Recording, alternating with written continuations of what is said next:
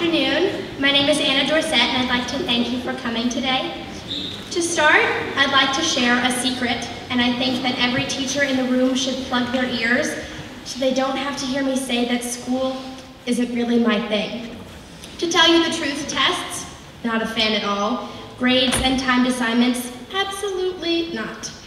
Another secret is that I really like to learn. I do. Give me a book and some discussion time and we're golden. But tell me I have to take a test on it and suddenly it's a whole different game. I do not like tests. The thing is here is that I'm supposed to be up here today telling you profound things about how it is I got here.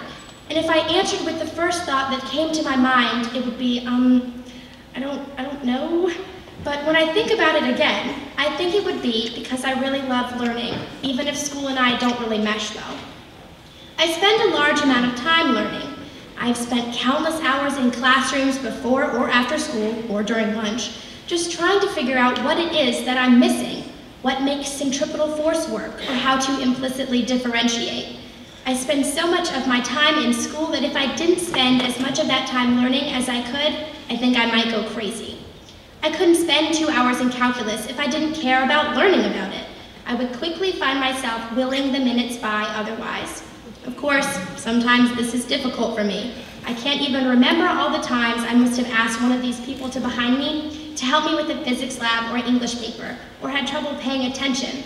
Learning can be hard, and sometimes it doesn't work out as well as I planned. I have received failing test grades before, it happens, but I bounce back from that and continue to try and do well for the sake of learning, because I can't take those grades with me, regardless of how much weight they bear in the moment or how much pressure and stress I feel they put me under. And to be totally honest, I think this love of learning should be applied to so many other places. Being a successful student would mean nothing to me if I felt that I could not also love working hard to be a better daughter, or friend, or dancer, or poet. So if I had to tell you one profound thing, it would be to learn what you love. For a lot of you, that could be learning, and I hope that it is. School may not be what you love, and that's just fine, I understand that, trust me.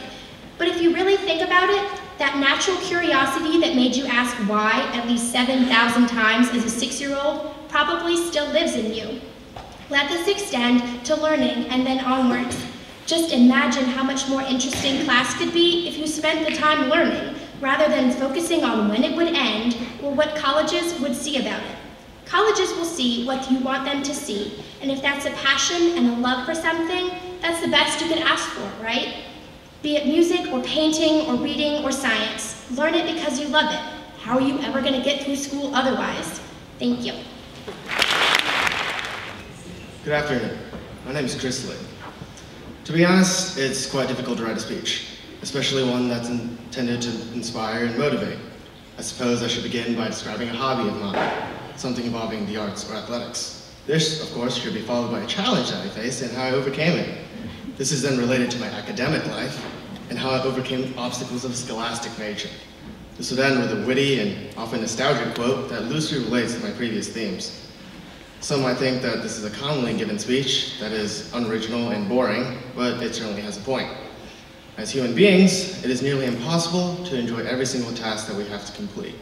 Your chief interest in life is more than likely not school. Your favorite hobby probably isn't studying for your next test. One has to remember that school was not made to inconvenience you. It wasn't made to stand in the way of your dreams of becoming a rock star or a professional athlete. High school is, in many ways, a necessary evil that helps you realize your dreams and then strive to achieve them. Wanting to do well in high school isn't about getting better grades than your peers or meeting your parents' expectations. I feel that I am driven simply because I know that I would not be content with myself if I didn't do my best. There are reasons that most students aren't a fan of schoolwork. After all, success and failure in high school is given by a cold, hard number. Realizing the fact that you're not doing as well as you had hoped is incredibly discouraging. I personally feel that we are not defined by our number grades. What I do believe is that one should still strive to do his or her best in school. I don't plan to be a scholar, a mathematician, or any other profession that would be directly influenced by my schoolwork. But I know that it has definitely taught me the importance of hard work and perseverance. And, as Abraham Lincoln once said, always bear in mind that your own resolution to succeed is more important than any other. Thank you. Good afternoon, I'm Catherine Brassfield. Have you ever wanted to impress people with your intelligence? I'm sure almost everyone here has, but doesn't it seem like a lot of hard work? Well, I'm going to let you in on a little secret. Using big words. Or as I like to say, hippopoto monstrosesquipedalian, which simply means very long word. Don't you feel smarter already? School, like using big words, is hard work, but everyone is impressed with you when you do well. Teachers also use really big words.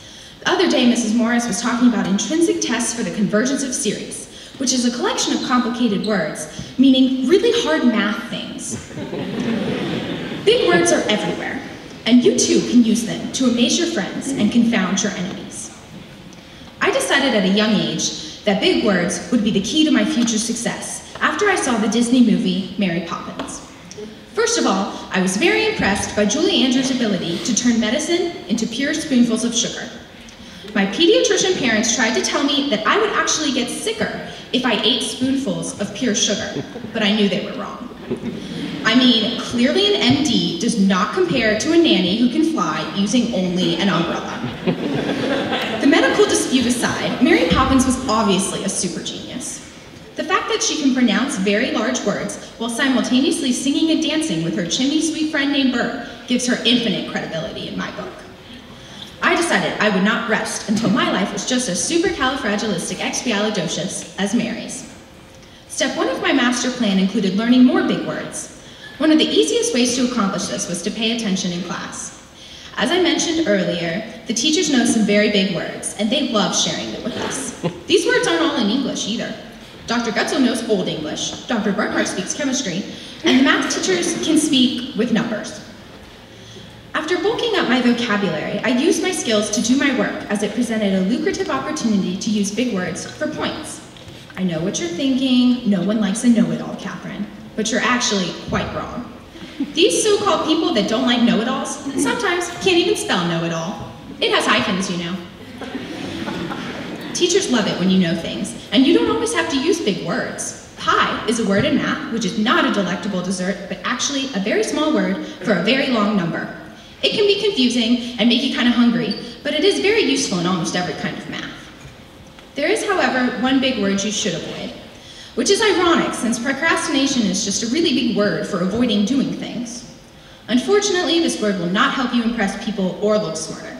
No one has ever said to me, "Catherine, you are so smart for putting off your 5-page English paper until the night before it was due. I am so impressed by that all-nighter you pulled to finish it." Instead, my friends usually say, "Wow, you look terrible and sleep-deprived." And my teachers usually say, "Don't sleep in class." Instead, I try to get things done early in order to get more sleep and look cute and well-rested, and occasionally to be awake in class. So my advice to everyone out there is to go buy a dictionary, or check out the Oxford English Dictionary, which takes up multiple shelves in the library. The volumes are so heavy that you'll get a workout for your mind and your arms simultaneously.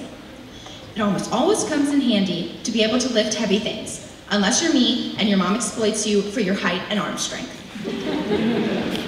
Apparently she thinks that MD gives her more authority than me, or a flying nanny who's always prepared for bad weather. In closing, I hope you all learned a valuable lesson today. Your parents will never let you eat pure sugar, even if you tell them it's medicine. Thank you. Good afternoon, I'm Nathan Verkammer. A few months ago, some of my friends visited my house for the first time in a while. They'd been here before, they knew to turn right at the plain black mailbox at the edge of the woods, then followed the narrow asphalt road that is my driveway down a quarter mile until they reached my house. When they arrived, I was finishing a conversation with my parents. They headed up to my room. 5 minutes later, I went upstairs to join them. I heard the three guys chuckling as I entered the room. I found them amusedly examining its contents. "What is all this stuff?" asked Lee. Confused, I looked around. 2 large shelves hold an array of beakers, flasks, separators, and other glassware. The window adjacent to the shelf is opaque, covered in black plastic and duct tape. In the corner sits 150 feet of tubing, a water pump and a pH meter. The top of the chest of drawers showcases 5 rolls of duct tape, each a different color, several different frisbees, and a collection of hacky sacks. The middle of the room is obstructed by 2 large speakers on tall wooden stands that have to be carefully circled to reach the door. I quickly realized, for the first time in my high school career, that my room was unordinary. Well, not just unordinary, but like a meth lab, as Jake so generously put it. My room, I now recognize, is an expression of my interest and personality, the product of my curious mind. My room, like me, is eccentric. It's no secret that high school doesn't provide students with the flexibility to do what they want. Staples of high school life, like credit requirements, AP exams, and the dreaded SATs, seem intent on limiting us, telling us what we have to do and what we have to know to be successful. But I propose that the opportunity to do what you want and explore whatever intrigues you is still available to everyone. I may have succeeded in high school by doing what was asked of me, but I survived it by doing what I love, even if it means my room looks like a meth lab. Thank you.